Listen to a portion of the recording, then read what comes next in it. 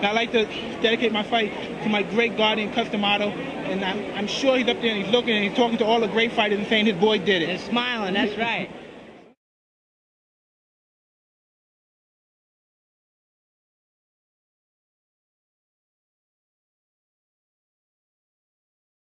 Customato, trainer and manager extraordinary, who stands in the same relation to boxing as Newt Rockne does to football. It is the mark of a great fighter when he has character plus skill, because a fighter with character and skill will often rise and beat a better fighter because of this.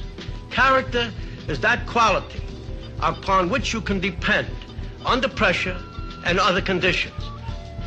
Character makes the fighter predictable. Character helps him win.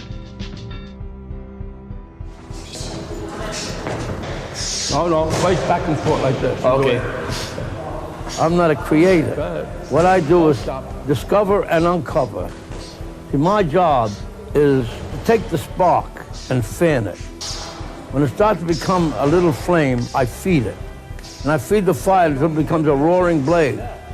And then when it becomes a roaring blaze, I pour huge logs on. And then you really got a fire going. That's what I do with these boys. See, that's what I try to do. Outside of my right hand. You know, I have a different method than most people. See, I don't try to teach immediately. I try to talk to them, make them receptive to what I'm going to say, because unless I have their attention, my words will bounce off them like water off a window pane. So I had to first talk and talk and talk and get friendly and try to get his confidence. And in time, I felt that whatever I would say would have more effect. And of course, always aided by his great interest in boxing, because when a person's interested in something, they're willing to tolerate, any kind of problems that may come up, or obstacles. Trying to find out what kind of a person he is. And I know that a person, for example, we are today a sum total of what we've been. Every act and every deed we've had makes us what we are today, good or bad, So in his case, and other cases, what I do is talk and try to find out how many layers I have to peel off of him, of experiences, detrimental and otherwise, till I get down to the man himself, and then expose that so not only I see, but he can see. And when that happens, the progress begins from that point on, more rapidly. Because mostly it's not my skills, it's just him speaking to me on different occasions about what it's going to take to be a champion, not physically, training and all that. That's just to prepare you, to make your body become hard and ready. But when you train and exercise, mentally it tells you I'm in shape and no one can beat me. I could go many rounds as possible as the job's necessary and required to go. But other than that, it's just the mental aspect when you talk to me and develop strong character, and that's the main aspect in the whole game, that develops strong character, because some fighters are not great fighters, they put on great performances and you look at them and you say, wow, he's an outstanding fighter, look at him. But then when he comes up against a person that has good character, it's a different thing. You say, wow, how did this guy beat him? It's unbelievable, just because the other person is more of a man and has more character than the person who's just good talent, a lot of performance.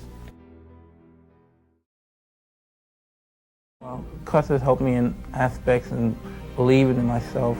There's no way you're going to make it in life, anything. Being a carpenter, being a marble collector, you have to believe in yourself. And most likely, a lot of people became famous and believed in themselves, and then mostly it was forced belief. It wasn't really true.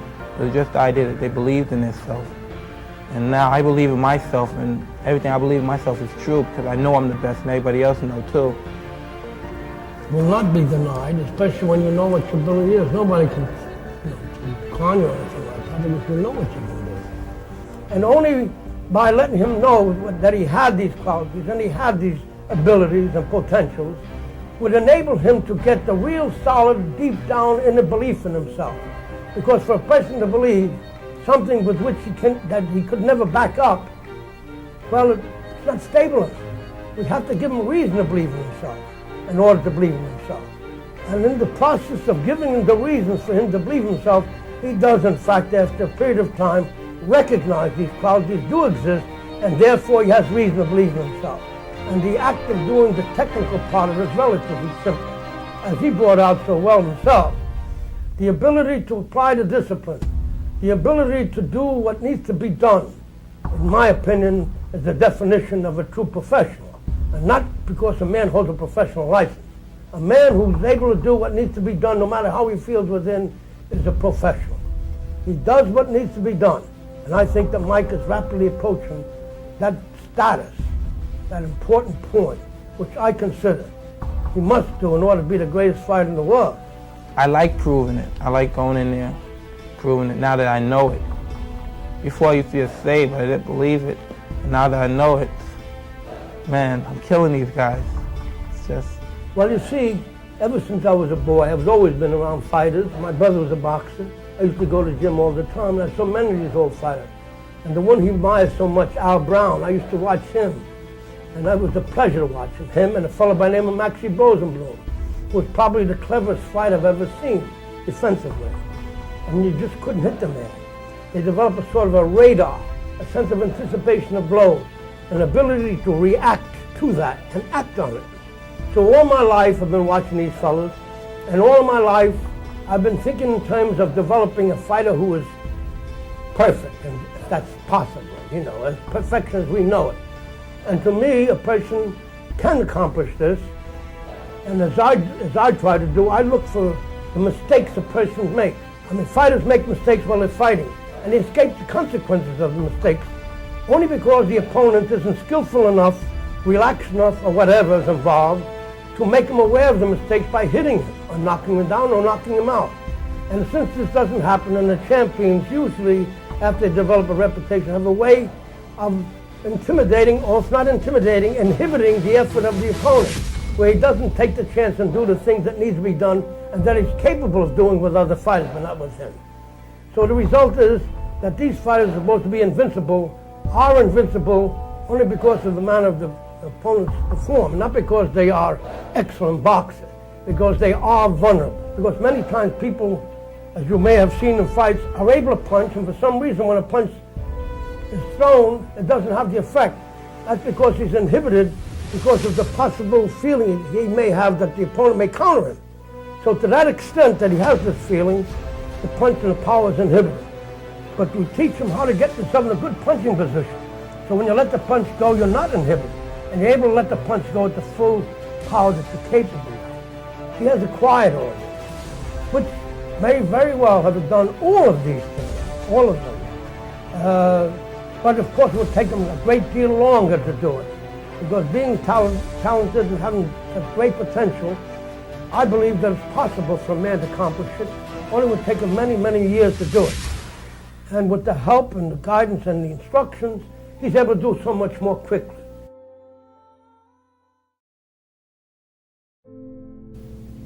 When I grew up, I wasn't a bad kid, but I was mixed up. I was just troublesome. You used to do bad things, True. but you weren't a bad kid. That's true. Like I said, when I was growing up, I wasn't a bad kid. Like I did things by myself, but I did it because I thought that was all right. Where I come from, nobody tells you that's not a good thing to do. Don't do that. No one never told me that was a bad thing to do. They just say, well, you're going to go to jail for the rest of your life or somebody's going to kill you, but they never said that was a bad thing to do. The people that say that I'm a bad kid, they never experienced things that I experienced. They lived in it's two different worlds. They couldn't understand. They're yet to steal a loaf of bread. And they say, why is this kid doing it? They just can't understand. And where I come from, we were never well off financially. Well, I felt he had these qualities, but more importantly, I feel that all boys growing up in the environment that he did would require help, patience, and perhaps understanding. Because I tried to make him feel, and I hope I did, that I understand this kind of life. I grew up in a tough neighborhood myself. And that all of this could be left behind him if he chose, to become more interested in boxing and help him meet the problems that we'd have to meet and develop the discipline necessary to do this, all of which was pretty foreign to him at that stage. But I depended greatly on how much interest he would have in boxing, thinking that I would use that as a yardstick, because if he was able to successfully adjust and make this transition, I would know really how dedicated he was and how badly he wanted to be a fighter. Well, I wouldn't say he was bad, because basically he had some wonderful qualities. I'm not just saying because he's here. He had some excellent qualities. But then he had the environment in which he grew up with. And this environment, of course, he made adjustments too. And it was difficult now to go in an entirely and completely different environment. And I knew there was going to be a problem in doing this. But I knew that if he persisted, it would happen. And it did, and it has. It's what you make it. You can get distracted. There's a lot of things out there that can distract you, but it's up to yourself to say, well, I'm not going to do that. I'm just leave myself in this isolation situation for a long period of time until it's necessary. The progress he's made has been remarkable in many ways because of the fact that he has, because of the interest mostly, has been able to show the type of improvement that reminded me so much of Patterson, who when he was young, about the same age, showed the same type of interest and the same type of motivation and drive, which usually predicts a good fighter. You know.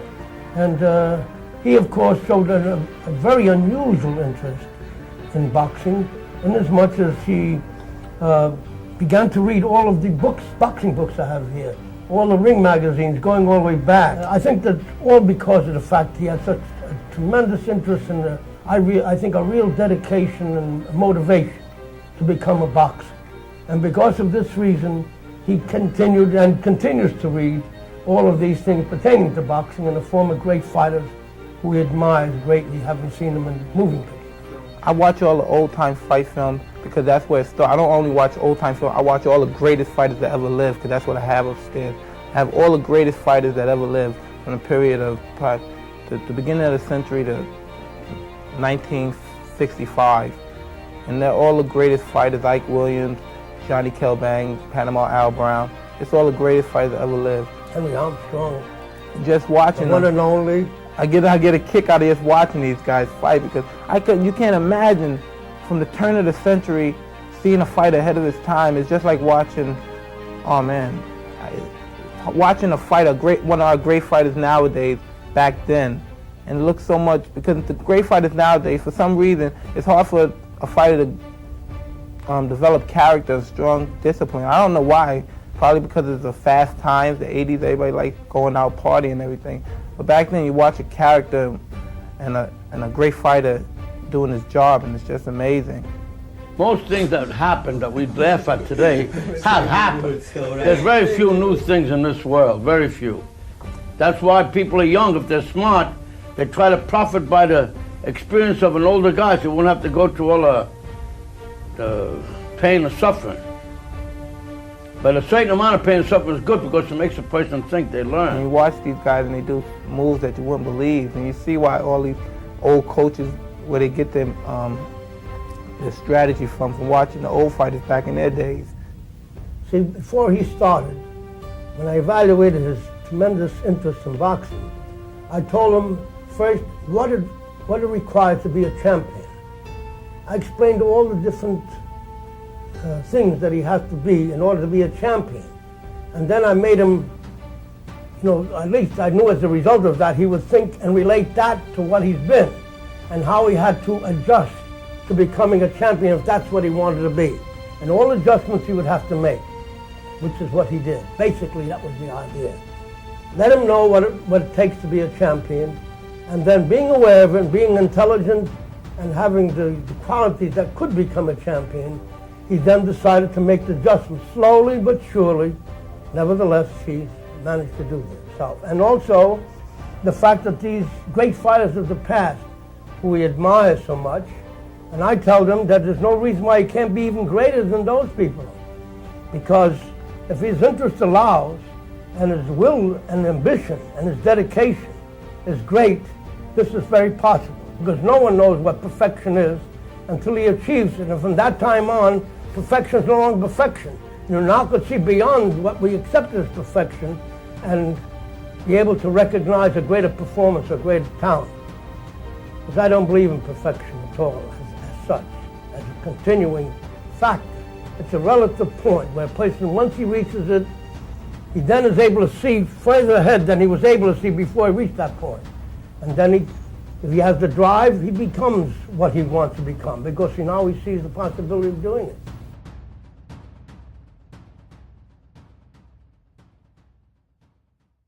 Dreams keep you going. That's what this gym's done. Maybe the main thing for these guys. Everyone has done something different. Little Johnny's just offered shelter and some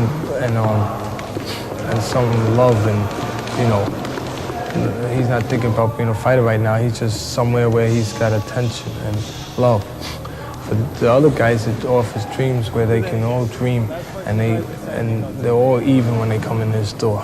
That keeps them going. It gives them something to shoot at. There's a saying, happy those who dream dreams but are willing to pay the price to make the dreams come true. That's why I tell the kids, you dream, you get a picture of what you want, and that keeps you going. Then you got to go work and make it happen. Well, really, I don't call it dreams. That's when you're first starting off. That's just the image. You have the dream to push the motivation. At this particular moment, I just set my mind on just the fighting. I never think of where I'm going now. 10 years from now, people say, well, I just want to be alive 10 years from now. But other than that, I want to just keep fighting because my future is very well. I see a very bright future. And besides everybody else saying, wow, you're $1 million fighter and all this, I know what I am, and that's what counts more than everything because the people don't really know what I go through. I listen to it, but they really don't know what I go through because I just want to be polite. And it's like before, like I said, I would just get very rude with somebody if they said something I didn't agree with. But they don't understand what I go with. They think I'm born this way. They don't know what it took to get this way. Like the training, the hard training. The boxing's the easy part. When you get in there and fight in the ring, it's easy. That's the vacation. But when you're here and you have to train, you have to do things over and over till you're sore. Until sometimes, deep in your mind, you say, God, I don't want to do this no more. Then you have to push and say, what are you doing this for? You're not doing this because it's something you have to do. You're doing it because it should be fun to you. Now push it out. Every time you get someone to spar with, even though at that point the fellow may be better, even during the course of the fight, he rises to the occasion and becomes superior to the boxer. This, of course, is a very important quality and one that people with experience recognize as latent potential. The fact he's able to do it, even may do it in a crude manner, and not be able to perhaps have the smoothness. But the quality of a future champion was always there, and I recognized it. To the movements that you're going to be required to do during the course of a fight, so that the body is making these adjustments even when your opponent doesn't make it necessary. So by doing this and acquiring this and getting it down perfectly, and it's unfortunate at this moment that you can't give a demonstration of it, but you would realize how remarkably coordinated he is. He does it with lightning speed. He can strike a blow, and that split second it takes to be at your side. And almost to the complete surprise of his opponent. For two things, not because he has tremendous speed, but he also, and the coordination, but he has an almost, I would say, an intuitive sense of timing, an intuitive sense of anticipation, which usually comes after at least 10 years of professional fighting, usually. Because in the old days, they used to fight very often and box every single day, so that whatever qualities you had would be developed, so that not only the people around you, but you became aware of them as well, because most of these qualities are latent. He is what he is. Right? Yeah, of course. The main thing is he was able to survive and succeed. Sometimes these particular things that tend to inhibit other people act as an incentive, and a guy generates greater desire to succeed when they have this kind of a thing, Fight, as you know, though I didn't see it, but Kevin explained it to me in detail. And the thing that I was most happy about was the fact that he went down on a punch and a half slip. When you got up, went right after that guy. And one of the most important things that old-time fight people would look for is how a man reacts to being knocked down. And of course, you reacted well because you I just wanted to kill it. When he tried to intimidate me, I don't allow people to intimidate me. For no other reason than to set an example for my boxers. If they're there, I let nobody intimidate me. I'm willing to take the consequence. Because you can teach better by setting examples than we do by explaining and talking about it. Well, first, as I said, I never teach until I've spoken to the fighter. I have to first determine his emotional state at the time, get his background, to find out what I have to do, how many layers I have to keep peeling off, so that I get to the core of the person, so that, as I said, he can recognize as well as I what is there. Once I reach that point and he's become receptive, now I can first begin to teach him. What I do, first I talk about fear. To me, fear is the greatest obstacle to learning. And unless one understands fear, he can never learn as quickly as he should. And what I have done by having an understanding of fear and talking to the fighters about it, what I have done is cut the learning time, maybe as much as a half, sometimes more, depending on the individual. Now fear, may I mention that? Fear is like fire. If you learn to control it, you can make it work for you. If you let it get out of control, it can destroy you and everything around you. Or like a snowball on a hill. A snowball on a hill, you can pick it up and do whatever you want with it. But let that snowball roll down the hill, it gets so large if you try to stop it at that point, it'll crush you. So fear is like that. We learn to understand fear. Most people think of fear as something to be ashamed of, something to be really embarrassed about. But I teach these boys that fear is a normal, healthy thing. I often ask them, who is your best friend? Well, they try to name individuals. I tell them, no, your best friend is fear. Nature gave us fear in order to survive. Without fear, we would all die. Just think of how long you would live if you weren't afraid. You'd go out in the street and do something very dangerous and die as a result. Maybe you're in a hurry, you can jump out of the window to get down there quicker, all because you wouldn't be afraid. So nature gave us this fear, and I often give the same example of a deer crossing an open field, and upon approaching the forest, instinct tells him danger is there. And automatically, the desire to live, to survive, comes to play where the adrenal gland injects adrenaline in the bloodstream and enables the body to perform extraordinary feats of agility and strength, where the deer normally would jump 15 or 20 feet. With the adrenaline, the first jump may be 40 or 50 feet, enough to get it away from the immediate danger, and then the natural asset of speed will help them escape and survive. This is a basic way of how fear helps you live, why fear is your best friend. Now, the same thing happens to humans. I'm sure back in the days of the cavemen, where they were dangerous, and life was dangerous. Maybe they lived in the caves and built a fire or something to keep the animals away. But eventually had to go out into the forest and get food.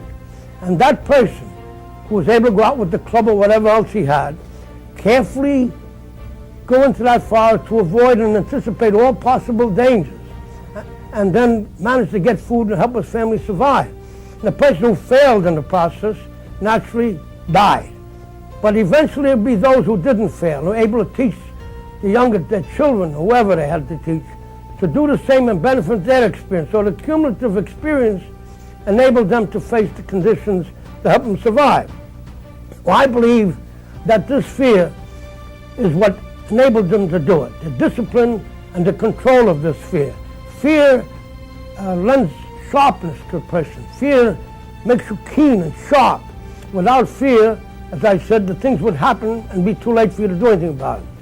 I also take these boys to step by step as to how they're going to do what they're going to do eventually. When they come to the gym, I have to give them the talk about fear, and I tell them fear is their best friend, that many kids don't even know. I tell them, do you know the difference between being afraid and being yellow, or the difference between a hero and a coward?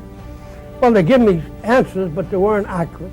And I tell them there's no difference between a hero and a coward at all, and how they feel, but it's what they do that makes a difference. That's what makes the difference between a hero and a coward. Now, the people who watch you do what you do, judge you on what you do, not how you feel. If you go out there and you do what you do, and you do it in what people call an heroic manner, they think of you as a hero. And if you do things as a person does that's often referred to as cowardly or whatever, they think of you in that way.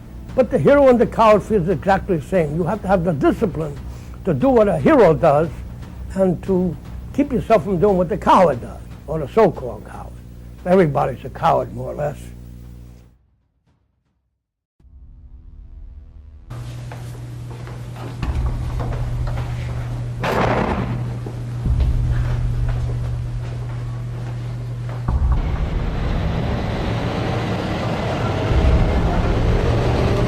hardest part of boxing, you guys.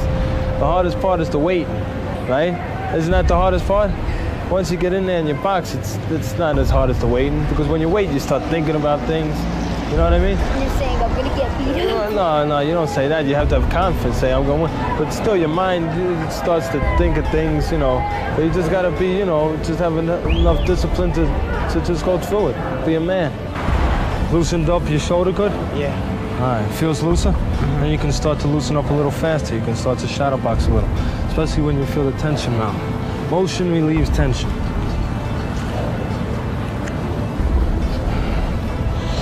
You're the champ, you're the champ. They're the ones who gotta worry. If you weren't nervous, there'd be something wrong with you. That nervous feeling's a sign you're gonna win. A sign you're ready, right?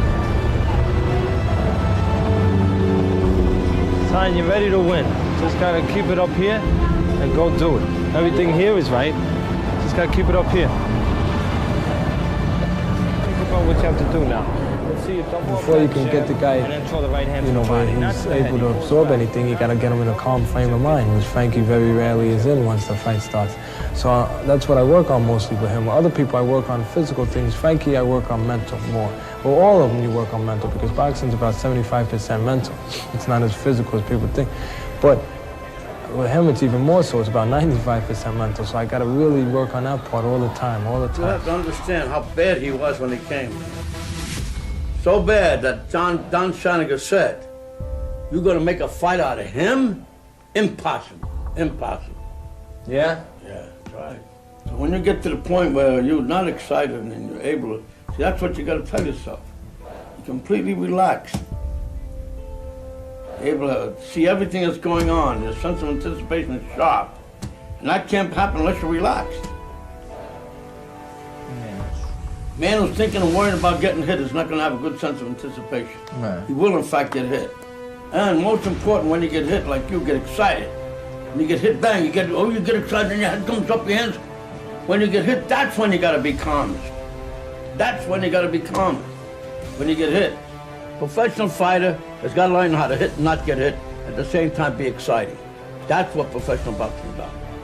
You got to be clever, you got to be smart, and not get hit. And when you're able to do this, you're a fighter.